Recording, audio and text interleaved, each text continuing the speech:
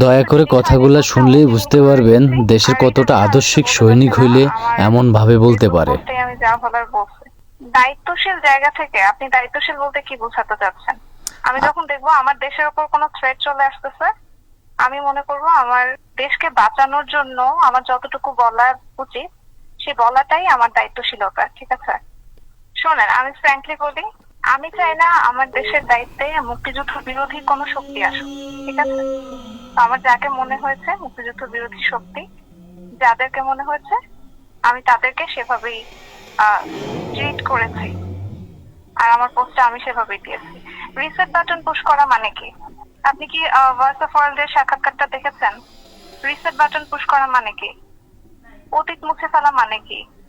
আমাদের মুক্তিযুদ্ধ হচ্ছে মীমাংসিত সত্য, আমাদের জাতির পিতা বঙ্গবন্ধু, এগুলো সবই মীমাংসিত সত্য। রিসেট বাটন পুশ করে সব অতীত মুছে ফেলা, এটা মানে কি? এটা তো তাহলে আমি তো মনে করি যে আসলে মুক্তিযুদ্ধের বিরোধী শক্তি আমাদের দেশে এখন গভর্নমেন্ট হিসেবে আছে। তো আমি আমি আমার মনে হয়েছে যে আমার দায়িত্বশীল জায়গা এটাই যে আমার দেশকে বাঁচাতে হবে। এর জন্য আমার পক্ষ থেকে যতটুকু বলা, আমি একজন সাধারণ মানুষ, সাধারণ মানুষ হিসেবে আমার যতটুকু বলা, আমি যদি এই পথে নাও থাকতাম আমি এটা সেম পোস্টে দিতাম। ঠিক আছে, ব্যক্তি ব্যক্তি উর্মি এসব বিভিন্ন পরিচয় ইয়া করা দরকার নেই।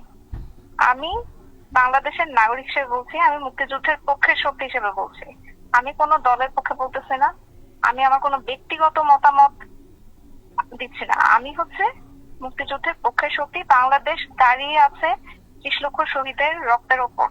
ঠিক আছে, 30 লক্ষ শহীদের রক্তের বিনিময়ে আমাদের দেশটা স্বাধীন হয়েছে। এই 30 লক্ষ শহীদ, রিসেট বাটন পুশ করলে কি এই 30 লক্ষ শহীদ ফিরে আসবেন? এসব বিষয়, এগুলো সবই তদন্ত সাপেক্ষ। চেতনা বিক্রি, গণহত্যা, যেটা মানে আমি কোর্টেড বলতেছি, গণহত্যা যেটা বলা হচ্ছে জুলাই মাসে গণহত্যা, এগুলো সবই তদন্ত সাপেক্ষ, এগুলো তো মীমাংসিত সত্য না, এখন পর্যন্ত প্রুফ হয়নি তো। ঠিক আছে, বিচার হোক, প্রমাণিত হোক, তারপর দেখা যাবে। কিন্তু যেটা মীমাংসিত সত্য সেটাকে তো কেউ মুছে ফেলতে পারে না। আমার কথা হচ্ছে এটাই। ক্ষমতার কোনো জায়গা থেকে আমি কোনো কথা বলতেছি না, আমি একজন খুবই সাধারণ মানুষ হিসেবে, আমি যদি আজকে এই অ্যাডমিনিস্ট্রেশনে নাও থাকতাম আমি সেম কথাটাই বলতাম। ঠিক আছে, I am not a hypocrite. মুক্তিযুদ্ধের বিরোধী শক্তির বিপক্ষে কথা বলা যে কোনো জায়গা থেকে বলাই যায়। ঠিক আছে, এর জন্য যদি আমার চাকরি চলে যায় এটা আমার কোনো সমস্যা নাই, কিন্তু আমি মুক্তিযুদ্ধ বিরোধী শক্তি হইতে পারবো না, এটা সম্ভব না। আমি হিপোক্রেট হতে পারবো না। যখন যেই গভর্নমেন্ট আসবে টোটাল কন্ট্রাডিক্টরি কথা বলবে, একজন মুক্তিযুদ্ধের পক্ষে কথা বলবে, আরেকজন মুক্তিযুদ্ধের বিপক্ষে কথা বলবে, আমি দুই পক্ষেই মানে হ্যাঁ হ্যাঁ করবো, এইটা হিপোক্রেসি।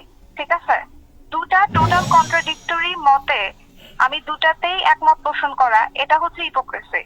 বল, আমি সবসময় একটা কথাই বলবো, আমি মুক্তিযুদ্ধের পক্ষের শক্তি এবং পক্ষের শক্তি হিসেবে যেভাবে কথা বলতে হয় আমি সেটাই বলবো। আমি যদি আমার সামনে দেখি কেউ মুক্তিযুদ্ধকে মুছে ফেলতে চায় আমি তার বিপক্ষে কথা বলবো, এটা আমি সাধারণ নাগরিকই হই আর কোনো অ্যাডমিনিস্ট্রেশনের অফিসারই হই, যেখানেই থাকে, আমি যদি দেশের বাইরেও থাকি তখনও বলবো। আমি কিভাবে বুঝতে পারছি, মানে এটা এটা তো আসলে প্রশ্ন না, আপনি কনভারসেশন দেখলেই তো বুঝতে পারবেন, ঠিক আছে, কনভারসেশন দেখলে বুঝতে পারবেন কোন প্রশ্নের উত্তরে কোন অ্যান্সার। এরপরে যদি ভাঙায় বলা লাগে তাহলে তো আসলে কিছু করার নাই, সবকিছু ভেঙে ওয়ার্ড দিয়ে সব কি বলো এক্সপ্রেস করা যায় না। এটাই কি বলেন তো, অনলিমি করার কি একটাই কারণ থাকতে পারে? আপনি বলেন পারে কেন করেছে, দ্যাটস নট রেলিভেন্ট। এখানে কারো দোষর কারো কিছু না, আমি মুক্তিযুদ্ধের পক্ষের শক্তি। এখন মুক্তিযুদ্ধের পক্ষের শক্তি বললে যদি আপনারা বা কেউ যদি এভাবে জাজ করে আমার কিছু করার নাই। আমি আমি অলওয়েজ বলবো মুক্তিযুদ্ধের পক্ষে শক্তি। মুক্তিযুদ্ধকে আমি যদি একটা থ্রেটেনিং পর্যায়ে দেখি, কেউ থ্রেট হিসেবে দাঁড়িয়ে যাচ্ছে, মুক্তিযুদ্ধ ইতিহাস মুছে ফেলতে চায়, জাতির পিতাকে মুছে ফেলতে চায়, জাতির পিতার অবদান অস্বীকার করতে চায়, 15ই আগস্ট অস্বীকার করতে চায়, ধানমন্ডি 25 নম্বর অস্বীকার করতে চায়, পুড়িয়ে ফেলতে চায়, আমি তাদের বিরুদ্ধে কথা বলবো, আমি যেই জায়গায় থাকি না কেন। এখানে তো কারো দোষর এই ইয়াগুলো আসবে কেন? মানুষের কি মাথায় বুদ্ধি নাই নাকি? এখানে বঙ্গবন্ধু কোনো আওয়ামী লীগের বঙ্গবন্ধু কোনো আওয়ামী লীগের নেতা না, বঙ্গবন্ধু হচ্ছে সারা বাংলাদেশের মানুষের নেতা। জয় বাংলা হচ্ছে সারা বাংলাদেশের মানুষের স্লোগান। ঠিক আছে, এটা মুক্তিযুদ্ধের সময় স্লোগান, এটা বাঙালির স্লোগান।